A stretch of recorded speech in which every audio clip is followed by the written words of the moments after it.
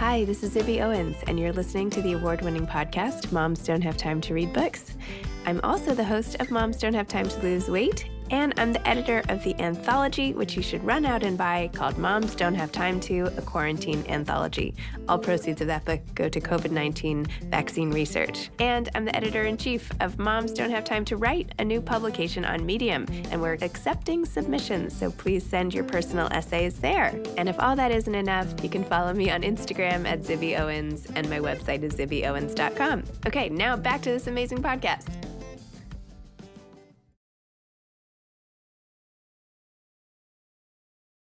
Welcome, Jenny. Thank you so much for coming on Moms Don't Have Time to Read Books. I'm so excited to talk to you. I'm excited. Thank you for having me. And I'm actually joined today by Hunter S. Tomcat, my enormous ginger cat, who has decided that he will not leave me. He's part of this, apparently. For those of you listening who can't see, Jenny is also basically strangling this poor cat so that it's like attached to her body. There is no hope for this cat escaping. Like, I'm not doing anything. I mean, he has anxiety, and he feels better if his head hears my heart, is what the vet says. So I'm like, okay, well, so he just stays strapped to me like a little baby Bjorn. Have you read the book Separation Anxiety by Laura Zigman? Because she has the whole thing on the cover is that she wears a baby sling with her dog. No, it's awesome. Though. Yeah, you would love it. It's like really good. You should definitely pick it up. But I relate. My lab is a little bit too big to do that, but usually she's like right here. Okay, so you are the Bloggess. You have this blog you've had forever. You own a bookstore. You've written multiple best-selling books with your brain just on the page, which I love, right? It's like all the inner thoughts and feelings, which I identify with so much. How did this whole thing start? Take me to the beginning, and then we'll talk about your book. Let's see. So it started when my daughter was maybe 2, and now she's 16. And I was reading this blog on the Houston Chronicle, and the person writing it said it was a parenting blog, and she basically said, I don't think that I can do this. I can't be a mother and also write at the same time, and you can't be a good mother and write at the same time. And so I reached out to the editor and said, well, I must be a terrible mom because I'll do it, and I'll do it for free. And it was that combination of I'll do it and for free that made him go, you're hired, if you can get hired and not actually have a real job. And so I started blogging there at the Chronicle for a while, but I kept getting in trouble for sort of going right on the edge of what you're supposed to say or not supposed to say. And so I decided I will get my own blog, and my first post was just the F word, just as big as it could possibly be. It was wonderful, very freeing. And then that, like, years after that, led to my first book, and now this is my, I think, 4th book coming out, if you count one of them, which was technically a coloring book, but I count it because it was really hard. So you can count it. It counts. It's a book. It doesn't matter what's inside. It could be a maybe we should start a movement of people publishing books that are just blank inside, just to like give them the confidence that they published a book, because you could do a lot with the cover and the end papers and, Exactly. I love it. Oh my gosh. I think that's hilarious. I just like crack myself up all day. Okay. So this recent book, Broken in the Best Possible Ways. The first chapter, I already forgot I wrote this. This is like, I just obsessed with every word of this essay. You say that you're blaming some of this on your ADD, which gives you the attention level of a kitten on cocaine. And then obviously just like the distractions and aging and all these things. And then you take it and talk all about your husband, who you're so funny when you write about. And now that leads us to the quote that I made you wait while I found, because it's like the best quote ever in a book. You said, basically the secret to a long-lasting marriage is memory loss and well-meaning lies and beach margaritas. Brilliant. Yes. Okay. So let's hear your take on a good marriage and why these are the essential ingredients. Well, you know, I've been married for, I don't even know, decades, 20, 25 years. I don't even know anymore. Um, but a really big part of why we have been able to stay married for so long is because my memory is so poor that it's very easy for me to forget whatever it is that I am currently angry at him about. And so he's able to just sort of slip by a little. The other really helpful thing is he's so funny that even when I'm really just absolutely furious, he'll say something funny and I cannot help but laugh. So he's very lucky that I have a good sense of humor. And I think that's really what his has that's it's not a good secret. You're supposed to, this good secret is supposed to be like, you know, trust and absolute communication, but mine's just like, just be too lazy to get divorced, and then, you know, you just work through it, and then you forget that thing that you were mad about, that you were like, oh, I'm so furious. And yeah, I think I'm just too lazy to have to, we're both too lazy to have to deal with anybody other than the people that we are, and we've just accepted each other's flaws to the point where we're just like, no one else would get the same jokes that we get. It would take too long to train someone else. We're it. Oh my gosh, that's great. My husband is also really funny. And like one of the first times we got together, he was like making me laugh so hard about something. I barely remember what it was. And I remember hysterically laughing and being like, "Are you always this funny?" And he was laughing and he was like, "Yes." It makes such a difference, and it's funny because in, like, I think when most people, when they read the book, they think that I'm the funny one because I write the stories about it. But I'm funnier on the page. He's funnier in real life. And whenever people meet him, they're always like, "Oh, you're the funny one." I'm like, "Yeah, I'm an introvert, and I will sit here quietly and I will listen to y'all and I will write what all has happened, and it will be much funnier even than what you remember. But at the moment, I'm just going to be really quiet and nobody is going to pay any attention to me. And that's the way I want it." I love that. Yeah. I was writing something and I said to my husband, I was like, "But you know what? This just isn't funny." And he was like, "Well, you're not me." He's like, "Not everything has to be funny, you know?" And that's the truth too with your writing and all the things you write about, whether it's on your blog or all in your books, you know, many of which I have like all over this room. But it's that tapping into the parts that you could like feel sorry for yourself about, or you could like make light of them, right? Depression and anxiety and OCD and like all these things that so many people relate to. But you have a choice of how you deal with them. You can like accept and let them bog you down, or you can find the humor. You know, you even put like, you know, like your rheumatoid arthritis and like all this stuff is like out there. So tell me about that and dementia, all of it. Like Oh, yeah. just tell me about the decision to be open. Tell me about how it makes you feel to be open and the approach to sort of making light in a way to unite.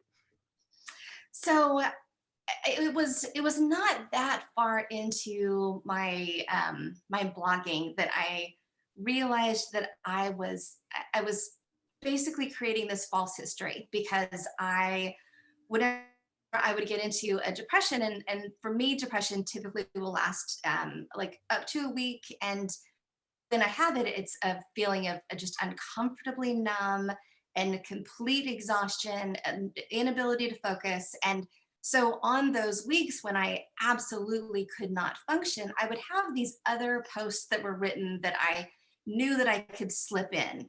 And people would respond on the blog and be like, "Oh my gosh, you're so funny." And there was this terrible cognitive dissonance that came with that, of having people be like, "You're so funny, you're great." And inside, I'm like, I am a failure, and I haven't taken a shower in 4 days, and I am failing so miserably.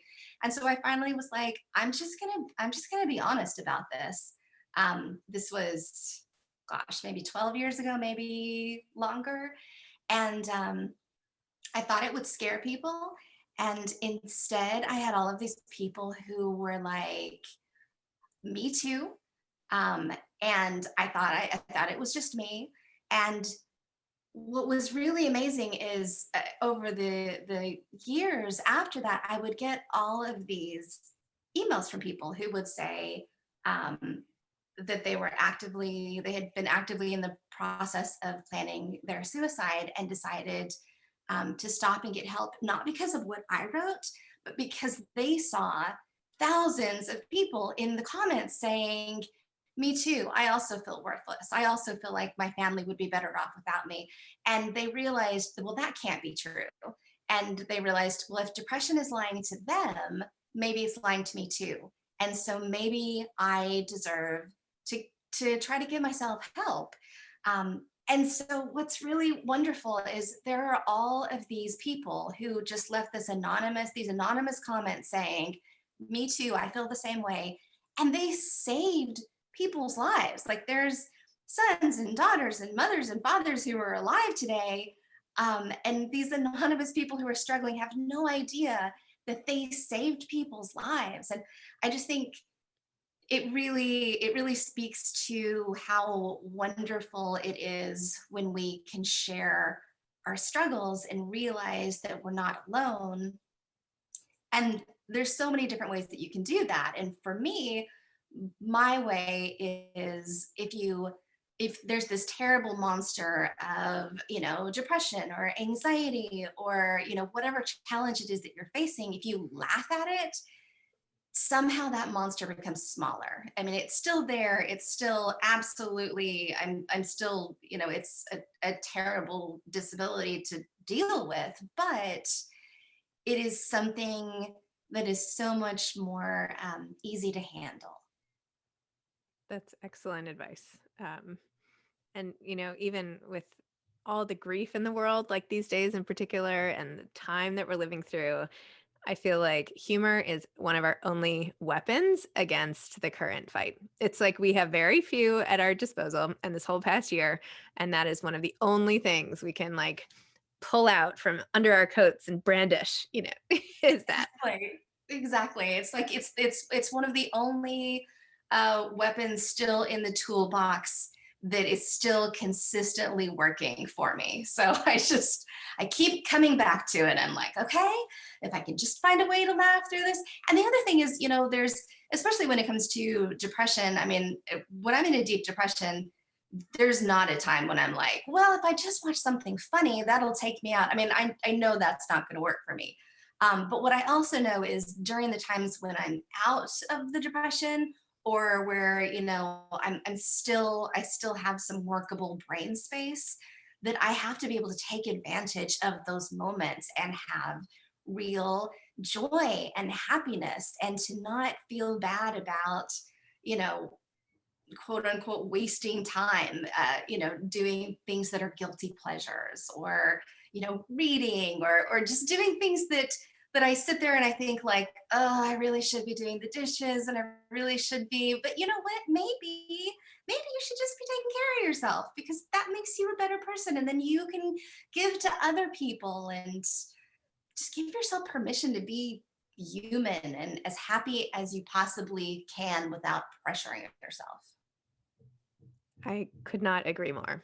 And the fact that you called reading a guilty pleasure, right? I my whole I'm trying night and day to change that point of view, that reading is actually essential and like should be a part of the fabric of our everyday lives. In fact, it makes every other part better. The more you read, and those escapes don't have to be, lounging around and, on the beach for a 7-day vacation, right? It can be like 12 minutes in a chapter of like a book like yours even, or somebody who might need, whatever you need at that time, whether it's relating or empathizing or like complete escapist fan fiction, like whatever your treat is. I don't know. I think that some of these things we relegate to the wish list. That's what makes life worth living, and life is short, and like, why wait? What are we waiting for? Exactly. And I there's so many times that I look back, um, at the one of the greatest things that I've done in my life, and so often I think of the books. I think of when I was a kid, my mom and my grandmother and I and my sister, we would all go to this little like RV camp, and we would spend a week there, and we would just read books. Like that was the entire thing. And And I remember like all of the men in my family were like, but why do you have to leave the house to read books? And they're like, because that's the only way we can escape from feeling like we need to be doing other things. But this whole week, that's all. And every single day, it was so quiet, and we just sit in the RV in the camper, and we all had our big stacks of library books. And it seems so ridiculous now to be like, some of my favorite memories ever are these vacations that were just about the books. That's it. Yep, totally. I'm planning this whole retreat, like a moms don't have time to retreat. I just decided like yesterday or something. and and it's just so people can get away and sit and read. And like maybe they meet some authors and have some good panels if they want, or maybe they just like sleep and read. And that's like the best thing ever. Cause like, Oh my God. right?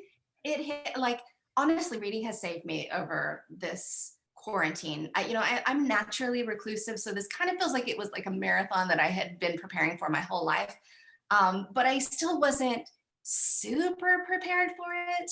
And because I have so many autoimmune problems, we have to be very, very, very isolated. So we don't even, everything is delivered. We do not leave the house. The only thing that we do is um, my bookshop, nobody works on Sunday. And so Sunday I go up to the bookshop, and I'm like, this whole bookshop is mine. I can steal all these books. And my husband's like, oh, you can't steal them because you own the bookshop. And I'm like, oh, I'm taking all of these. And he's like, we'll never make money. I'm like, dude, we didn't do this to make money. We opened an independent bookshop in the middle of a pandemic. There's no way this is ever going to make money. But it has saved me because I just come home with these stacks of books, and I get to go into these different minds and escape mine, which is so great. It's such a wonderful reset. I couldn't agree more. I can't, I feel like everything you're saying, I'm like, me too. And this must be getting very annoying, but I'm just like, right before the pandemic, I was literally looking at like spots to open an independent bookstore in New York City, which I did the math and I was like, wait a minute, how is any independent bookstore still in business? This is like completely impossible. Like this isn't even like close to possible to being profitable. I would have to like, rent a closet in like, I don't know, if somewhere far away from, where I would want to have a bookstore. Anyway, so I was like, well, I can't do that right now. Plus it's going to take so much time, right? I was imagining, and I'm curious to know from you, like, and I guess you don't have to go in, well, it's a pandemic and all the rest, but I was thinking you had to be in the shop a lot, and I would want to like micromanage everything the way I tend to do. And did I have time for that? So so you're basically living out my dream. What is it like to own an independent bookstore? It is really wonderful. Um, the, I'm really lucky. Elizabeth Jordan is our general manager, and so she's there day to day, and she does like all the stuff that where I say like, "What am I doing? How do I do this?" And she's like, "You know what? I got it. Okay, it's okay." And so I can just send her like, "I like this and I like this, and these books are great." And she's like, "Okay, yes, we will stock that. Let's do the inventory. Let's do it." Um, so that was very helpful. We are actually, I want to say Nowhere Bookshop is probably, I need to check with Guinness, probably the longest running bookshop that has literally never opened its doors to customers, because I don't think it's safe enough. So yeah, we have never opened the doors to customers. We've been open for well over a year. But we've still done really well just because we have a great community that supports it and does, curbside service and all of that. And so I started this book club, and I was like, you know what, if I can just Oh, you froze. Wait, come back.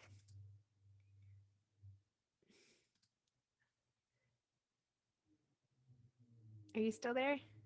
and we have thousands of uh of members now, and that's supporting us, and it's paying for our employees, and it's paying our rent, and it's sustaining us, and it's so great.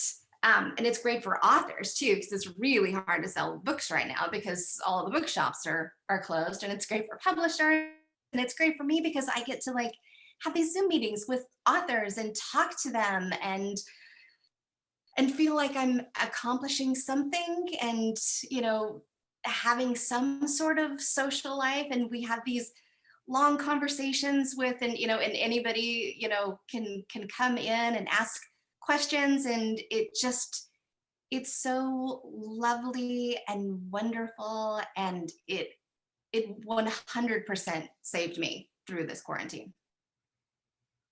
Once again, I'm like, I did the same thing. I did the same thing. But you're so smart. I started a virtual book club and I have like we do half an hour of talking and then the author comes for the second half and we do a Q&A. But I don't charge anything and I don't send the books. You send the books, right? Yeah, we send the book.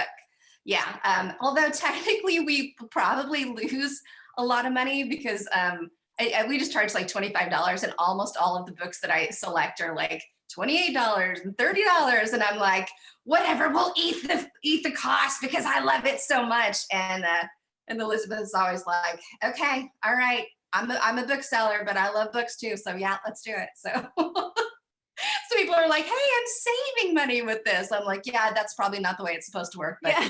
that's what we're going to do. Oh, I just love that. I just love it. Amazing. So are you working on a new book now? Not really, because I'm having a really hard time during quarantine with struggling with creativity. Like I just don't feel like I have it in me. But I got my first vaccination. I get my second one day after tomorrow. And so I'm starting to feel like maybe there's a light at the end of the tunnel and maybe soon I'll be able to, you know, maybe get away from this house a little bit. Typically when I have like writer's block like this, I will go and I'll spend a couple of days in a hotel where it's just me locked in a room and I don't leave the room. Because I don't do well with, I don't know if it's ADD or focus or what, but I don't do well with interruptions. And of course, living here with, you know, a child who's doing full time, you know, high school from the house, and she's also a theater major, and so she's, you know, doing her musical theater all over the house, which is great, but also really not super conducive to, you know, writing. And then my husband comes out and he's on a conference call and he's yelling at somebody, and then the dog is like, I need to go outside, and the cats are all just like this attached to me. And yeah, it's hard.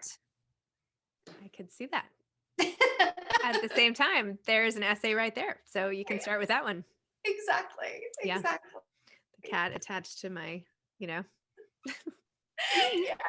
Yeah, it looks like I'm breastfeeding him actually. It does. I'm kind of wondering what's going Yeah. on under there, but it's Right. okay. It's a little bit of a Tori Amos cover thing. Yeah, I like it. I like it. Um, so for aspiring authors who may also be having this writer's block and just in general, tell me a little more about your process and the advice that you would have. So when you start writing, like how much do you do you repurpose content? Do you recommend against that or for that when you're doing books versus blogs? Do you write in a different style? Like obviously they're different. Just like tell me like transitioning from blogger to author, all that good stuff. I try to have my books be around 80% new material, because otherwise I feel like people would be like, oh, I already read this for free.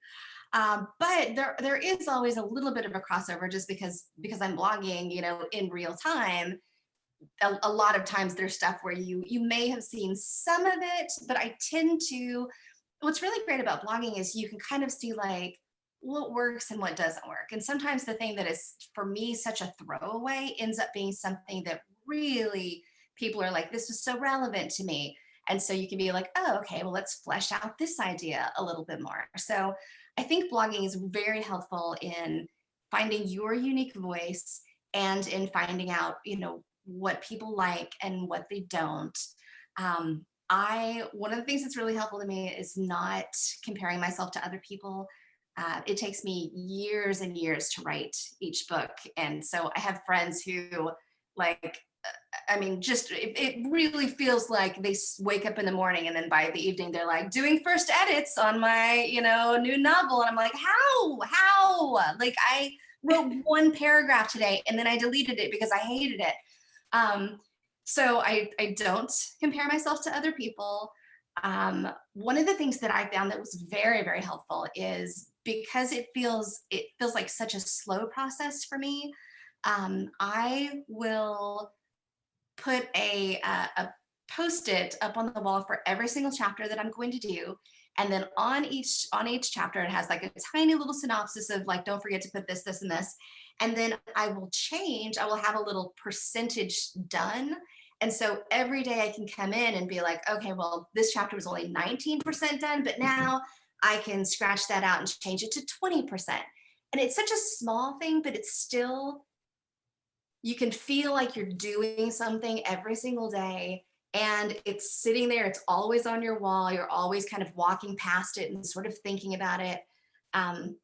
The other thing that I found was really helpful for me, because I have really severe ADD or what is it?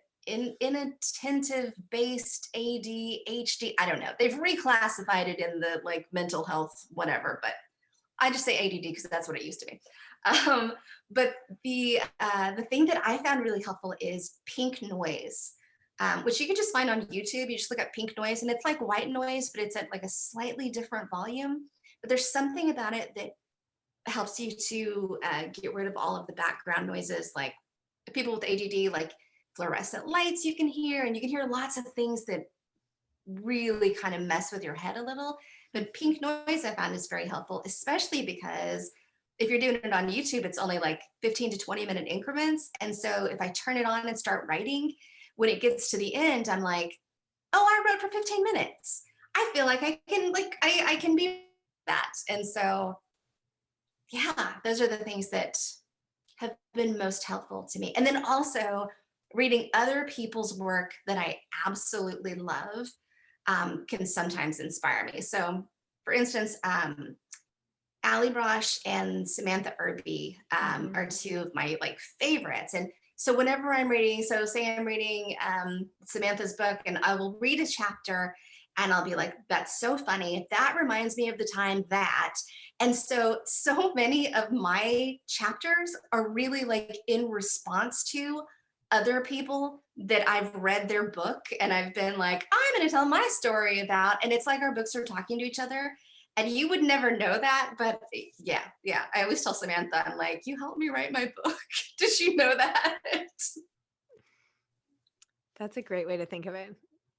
It's like when I studied art history, like way back in the day, they're like, every painting is actually a conversation. And it's like basing it on the last one. I was like, no, it's not. These people are just like splattering paint or doing whatever, come on. I think you're giving them too much credit. But it's like same with authors, like with you, like that's so great. It's a conversation and you're keeping it going. And wow, so neat. Well, and have you and Sam Irby been in conversation together? Like, have you We have a couple of times. And then on my, I'm doing my virtual tour here sometime soon, and she very sweetly agreed to moderate one of them. So I get to talk to her again soon, and I love her so much. Okay, I have to watch. Oh my gosh, she is the best, and I did an in conversation with Ali Brosh, which is really nice because we're both like pretty reclusive, and she even more so than I am. But when her book came out, she was like, can we do like an in conversation with? And I was so into it. And she was in her blanket fort and we just talked and visited. And at the end, I was like, we're never going to talk again, right? But I still want to be best friends. And she was like, you know what? I have this whole thing where I have these fantasies in my head of these like trips that we take together. And I was like, that is fantastic, because that means we don't have to leave the house or actually talk on the phone or do any of that, but we still get to stay friends forever. Anytime I start to feel really alone, I'm like, yeah, but you know what? Me and Ali Brosh are like running through the hills of Appalachia or something. And it's okay. I mean, that's just happening in her mind, but that kind of counts as being out, maybe. I mean, all vacations just end up in your mind anyway. So Exactly. why waste the time? It's like the Exactly. speediest vacation endorphin rush ever. Just imagine it. You don't even have to go. It's perfect. Oh my gosh. Wow. Well, Jenny, thank you so much. This was great. I am going to go on vacation with you in my head and we are going to Yay! laugh. Do it. No, but your book was great. I love how it just makes me feel like I'm not as crazy as I often think I can be. And I'm just so impressed with what you've done, and particularly your bookstore, which is like a dream come true. So just love it. Oh my gosh. Congratulations. And awesome. Thank you. Thank you. And come to San Antonio. You can come and visit it one day when the plague has passed. You Great. can come and visit I'll it. come to San Antonio for some curbside pickup. Yes, exactly. All right. Okay. Thank you so much. Take care, Jane. Okay. Bye-bye.